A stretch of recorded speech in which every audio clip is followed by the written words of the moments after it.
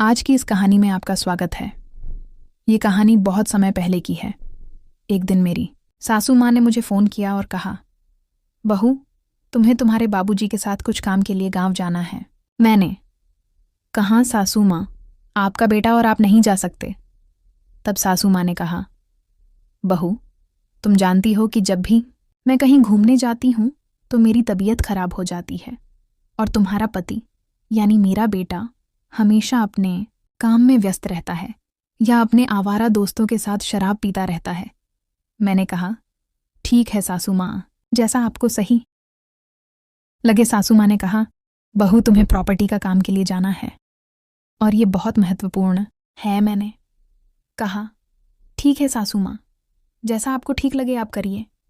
सासू माँ ने कहा, बहू, तुम्हें बस सोमवार से बुधवार तक बाबूजी के साथ रहना है, गुरुवार को काम कर लेना और शुक्रवार या शनिवार को वापस आ जाना।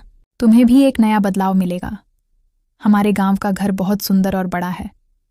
मैंने कहा, ठीक है सासू माँ, आप चिंता मत कीजिए, मैं बाबूजी के साथ चली जाऊंगी।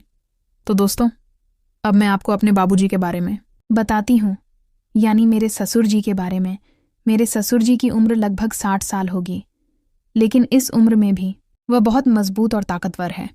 हमारा व्यापार शुरू से ही अच्छा चलता आ रहा है, इसलिए हमारे परिवार को किसी चीज की कोई कमी नहीं है। हमारे पास नौकर चाकर, कार और बंगला सब है। मेरी एक बेटी भी है, लेकिन वह टेस्ट ट्यूब प्रक्रिया से पैदा हुई है। जी हाँ, मेरी बेटी मेरे पति के द्वारा पैदा नहीं हुई, क्योंकि मेरे पति में वह क्षमता नहीं है। यह बात सिर्फ मुझे और मेरे ससुर जी को पता है घर में, और किसी को भी यह बात नहीं पता, यहाँ तक कि मेरी सासू माँ को भी नहीं। जब मेरी सासू माँ ने मुझे गांव जाने के लिए कहा तो मैं अंदर से थोड़ी खुश हो गई। उस रात मैंने अगले दिन गांव जाने की तैयारी शुरू कर दी। फिर मैं अपने ससुर जी के कमरे में गई। हाँ, घर में मैं हमेशा साड़ी का पल्लू सिर पर ही रखती थी।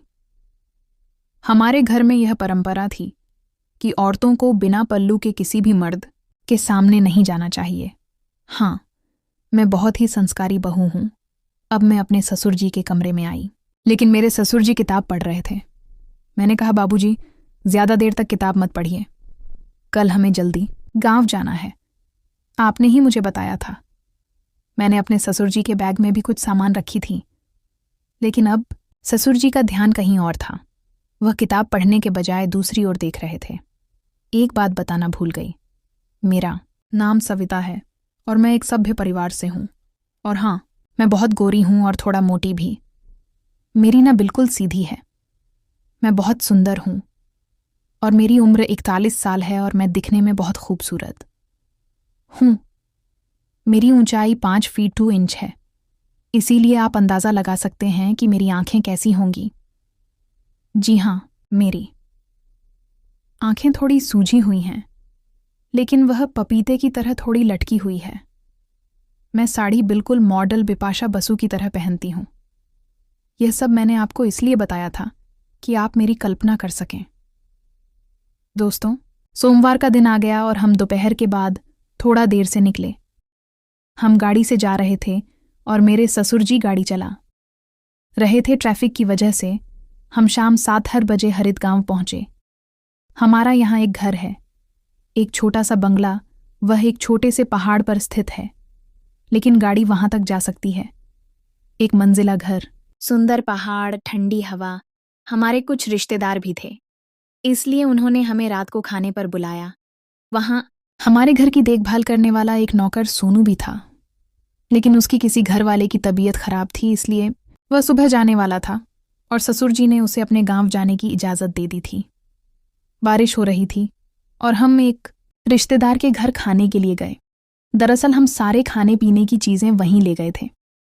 फिर मेरी बड़ी सासू माँ आई और हमारे बीच कुछ घरेलू बातें हुई। घर की राजनीति तो होती ही है। उस रात बड़ी सासू माँ भी हमारे घर रुकी थी और मेरे ससुर जी बड़ी सासू माँ के पति के साथ उनके घर में शराब पी रहे थे, इसीलिए वह रात इसी तरह बीत गई। यानी हमारा सोमवार ऐसे ही चला गया। अगला दिन मंगलवार था। अगले दिन ससुर जी अपने काम के लिए गए थे और मैं बड़ी सासू माँ के साथ थी।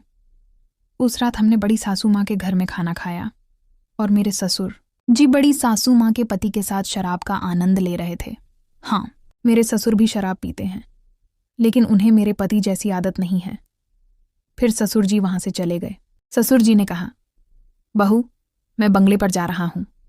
बड़ी सासू माँ ने कहा, आप जाइए, हमें थोड़ी बातें करनी हैं। कुछ समय बाद मैंने भी बड़ी सासू माँ का घर छोड़ दिया। बाहर मूसलाधार बारिश हो रही थी, इसलिए बड़ी सासू माँ ने मुझे छतरी दी और मैं घर आ गई। मैंने साड़ी का पल्लू सिर पर लिया हुआ था। जब मैं घर पहुंची तो ससुर जी फिर से शराब पीते हुए टीवी देख रहे थे। मैं घर आई, लेकिन बारिश और हवा के कारण मैं पूरी तरह भीग चुकी थी। हमारा घर बहुत बड़ा था, बंगला था, लेकिन मुझे उसे घर कहना अच्छा लगता है। नीचे एक हॉल था और ऊपर कुछ कमरे थे। छतरी छोटी थी और मैं काफी भीग गई थी। अंदर आते ही मैंने ससुर जी से कहा, बाबूजी, दरवाजे खिड़कियां बंद कर दीजिए, नहीं तो पानी और मच्छर अंदर आ जाएंगे। फिर बाबूजी ने खिड़कियां और दरवाजे बंद किया। तभी अचानक घर की बिजली चली गई, लेकिन चिंता की बात नहीं थी, क्योंकि हमारे नौकर ने पहले ही मोमबत्तियां जला दी थीं। मैंने कहा, बाबूजी, मुझे थोड़ी मदद करिए। बाबूजी ने कहा, बहू, बताओ, मैं तुम्हारी क्या मदद कर सकता हूं? मैंने कहा, बाबूजी, मोमबत्ती लेकर मेरे साथ ऊपर आइए। बाबूजी ने कहा, बहू, अब तो वैसे भी नीचे नहीं जाना है, चलो ऊपर चलते हैं। फिर हम ऊपर वाले कमरे में गए। बाबूजी ने घर के कोने में मोमबत्ती रखी। फिर मैं बाथरूम में गई और बाबूजी को बुलाया और कहा, बाबूजी, यहाँ इतने सारे नल क्यों खुले हुए हैं? आप देखिए और पानी बंद कर दीजिए। बाबूजी बाथरूम में आए और नल बंद करने लगे, लेकिन गलती से शोवर चालू हो गया। मैं फिर से भीग गई। हाँ, मैंने नीली साड़ी पहनी थी और सिर पर साड़ी का पल्लू बैठा। फिर मैंने देखा कि बाबूजी चुपचाप मुझे ही देख रहे थे। बारिश के कारण मेरी साड़ी पूरी तरह भीग चुकी थी और बाबूजी मेरी तरफ ही देख रहे थे। एक दिन ऐसा ही हुआ। मेरे ससुर जी हमेशा दोस्तों के साथ बाहर घूमने जाते थे। उन्हें थोड़ी बहुत सिगरेट पीने की भी आदत थी। एक दिन मैं सुबह दुकान गई। बारिश हो रही थी और हमेशा की तरह मैंने साड़ी का पल्लू सिर पर लिया हुआ था। मैं बहुत ही संस्कारी बहू हूं। मैंने छतरी ली और देखा कि मेरे ससुर जी क्रॉसिंग पर खड़े थे। मैंने छतरी आगे बढ़ाई, लेकिन बाबूजी मेरी तरफ ही देख रहे थे। उनकी नजरें मुझसे हट नहीं रही थी। हाँ, उनकी निगाहें मेरी भीगी साड़ी के बाहर दिख रहे हिस्सों पर थीं। मैं घर आई और जब मैंने आईने में देखी तो मेरी साड़ी सामने से काफी भीग चुकी थी और वह मेरे शरीर से चिपकी हुई थी, जिससे सब कुछ साफ दिख रहा था। उसमें मेरी वर्दी भी दिख रही थी। साड़ी पारदर्शी होने के कारण मेरी खूबसूरती नजर आ रही थी। साड़ी पीछे से गीली थी। फिर मैं कुछ सामान लेकर घर की ओर निकल पड़ी। तब मुझे भी मजा आने लगा। मैं जानबूझकर बाबूजी के आसपास घूमने लगी। झाड़ू लगाते वक्त मैं नीचे झुकने का बहाना करती। किसी न किसी बहाने से मैं बाबूजी को अपना प्रदर्शन दिखाने लगी और बाबूजी भी हमेशा अपनी छिपी नजरों से मुझे देखते और मेरे सुदृढ़ शरीर को देखकर आनंद लेते। कुछ देर बाद बाबूजी यानी मेरे ससुर घर आए। मैं गीली हो चुकी थी और मुझे साड़ी बदलनी पड़ी। बाबूजी बैठे हुए थे। वहां एक अलमारी थी। मैंने कपड़े निकाले और उसमें रखी दूसरी लाल साड़ी निकाल ली। उसी कमरे में एक और कमरा था। मैंने पेटीकोट और सब कुछ लिया और दूसरी लाल साड़ी लेकर उस दूसरे कमरे में चली गई। ससुर जी बाहर बरामदे में सोफे पर बैठे थे। बाबूजी मुझे साड़ी बदलते हुए देख सके, इसलिए मैंने दरवाज़ा थोड़ा सा खुला रखी। फिर मैंने साड़ी बदलना शुरू किया। अब तक मैं बहुत गीली हो चुकी थी। जब मैं साड़ी बदल रही थी, मेरे ससुर चुपचाप मुझे देख रहे थे। मैंने भी उन्हें देखा, लेकिन नज़रअंदाज कर दिया। साड़ी बदलते समय मेरी चूड़ियों की आवाज़ हो रही थी, जिससे ससुर थोड़े असहज हो गए थे। मुझे भी इस बात का आनंद मिल रहा था कि कोई मुझे चुपके से देख रहा है। फिर चाहे वह मेरे ससुर ही क्यों ना हो, लेकिन कोई तो मुझे देख ही रहा था। बाबूजी वहीं बरामदे में बैठे थे। मुझे पता था कि वह मेरी हरकतें देख रहे हैं। वह अपनी धोती में कुछ एडजस्ट कर रहे थे। मुझे पता था कि अब बाबूजी तैयार हो चुके थे। कमरे में काफ़ी अंधेरा था, लेकिन मोमबत्ती की रोशनी में मुझे सब कुछ साफ दिख रहा था। मैंने साड़ी बदलनी शुरू की।